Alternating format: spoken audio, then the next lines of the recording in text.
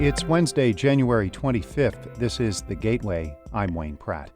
St. Louis area jazz artists have made big musical statements. A saxophonist wants to honor those who shaped the music and give today's musicians a bigger shot. It seems like there's a lot of no opportunities. Oh, can I play here? Nope. Oh, well, could I have a job here? Nope. That's why our mission statement is to create more yes opportunities for musicians and the community that we serve at large. In just a few minutes, St. Louis Public Radio's Chad Davis speaks with Kendrick Smith about his Build a Yes Foundation. St. Louis's interim director of public safety plans to return to the private sector in 3 weeks. St. Louis Public Radio's Rachel Lippman has more on the announcement from Dan Isom. Isom, a former city police chief, was the chief executive of Regis, a criminal justice data company, when Mayor Tashara Jones asked him in 2021 to temporarily serve as her public safety director. He called it an honor to come back to city government. So many of the challenges we faced are rooted in decades-long practices, but we are working to change that. Isom oversaw the closure of the medium security jail known as the Workhouse and started the process of combining all emergency dispatch into one facility. He also helped launch the new Office of Violence Prevention.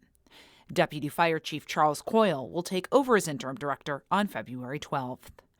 I'm Rachel Lippman, St. Louis Public Radio. Missouri lawmakers are considering 8 bills targeting the LGBTQ community. That includes legislation barring transgender girls from participating in sports that align with their gender identity. Lawmakers spent hours yesterday listening to testimony on the bills. Representative Jamie Berger is sponsoring one of the 3 measures related to transgender girls' participation. He says it's about fairness. Fairness is what keeps us coming up in every conversation, and this law is ensuring that girls will not have to be concerned about getting to play their game fairly. The Missouri State High School Activities Association and the NCAA already have guidelines on sports participation for transgender athletes. A Missouri Senate committee has advanced a bill to establish a Patient's Bill of Rights. It would allow parents to access information like school curricula and source materials. As St. Louis Public Radio's Sarah Kellogg reports, it also bans the teaching of some diversity-centered ideas, sometimes called critical race theory. The bill bars teaching these concepts in schools: that individuals of any race, ethnicity, color, or national origin are inherently superior or inferior; that individuals should be adversely or advantageously treated on the basis of individual race, ethnicity, color, or national origin; or that individuals, by virtue of their race, ethnicity, color, or national origin, bear collective guilt and are inherently responsible for actions committed in the past by others. Senator Andrew Koenig said he chose this over defining critical race theory. Instead of defining what CRT is, I define the activity that was offensive, like what should not be taught in schools. The committee voted 6-3 to advance the bill, with all 3 Democrats voting against it. In Jefferson City, I'm Sarah Kellogg, St. Louis Public Radio. A 24-hour shelter for people in need of housing in St. Louis is set to open at the end of the month, almost 2 years after officials set aside money for it. Volunteers say the shelter comes too late in the winter. They cite several frostbite and hypothermia cases last month. St. Louis Human Services Director Yusef Scroggin says the city could not rush the $1.3 million project. We can't shortcut the process because we just want to get something online, because something may fall very short of what was outlined in the RFP. The safe haven will be run by St. Patrick Center and is one of several projects for the city's unhoused community funded by the American Rescue Plan.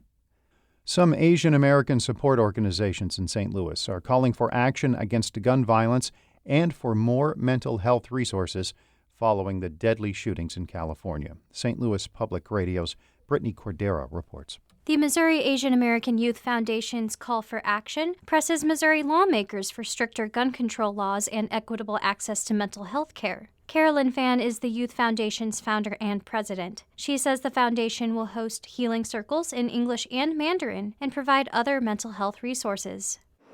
We're thinking of starting with women, right, and then working with young people, LGBTQ folks, but then also having a circle specifically for our elders because there is intergenerational trauma and no one talks about it. Fan says there is a need for access to therapy in Asian languages and more therapists who can empathize with the Asian American experience. I'm Brittany Cordera, St. Louis Public Radio.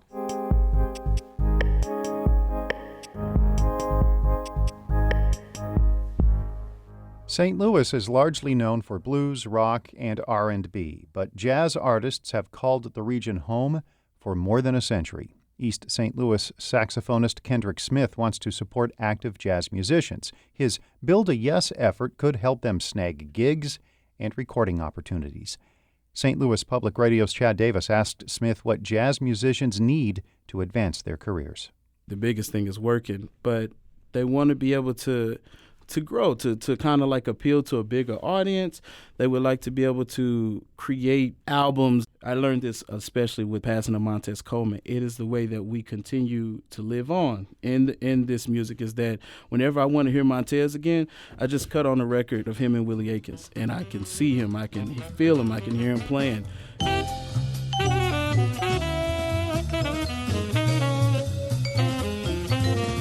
What is the main focus of the organization and what led to the formation? When it comes to working musicians that do this for a living, kind of what is there? It seems like there's a lot of no opportunities. Oh, can I play here? Nope. Could I have a job here? Nope. That's why our mission statement is to create more opportunities for, musicians and the community that we serve at large. It sounds like infrastructure is one of like the main issues kind of that you're kind of like tackling. So, is that something that other cities have that we don't, and why? 100%. A city's identity is like its sound. Like everybody talks about like the Chicago sound, the New York sound.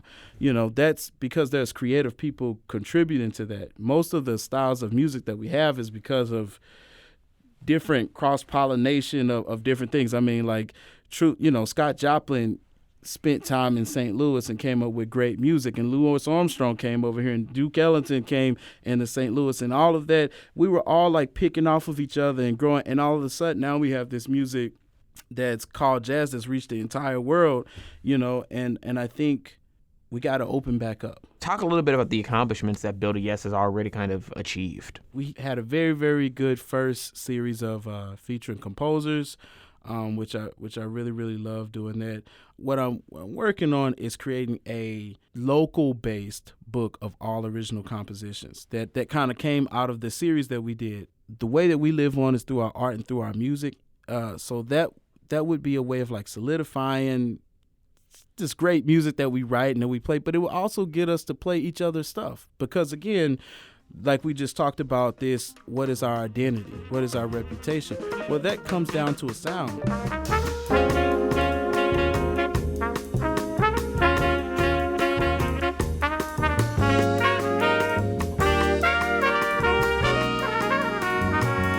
If somebody comes to the city and they hear us playing this tune, it's like, man, that tune is bad. What is it called? Oh, that's called Who is Waldo by Brady Lewis. Brady, I just gave you a plug, bro. You perform jazz. Talk a little bit of how you approach your own saxophone playing and how you approach the music. The band is usually Antonio Foster on piano, Bernard Terry on bass, and Ben Dickey on drums, and me on saxophone. And we play predominantly swing, music, some Latin things, stuff in the jazz tradition. We do original music too.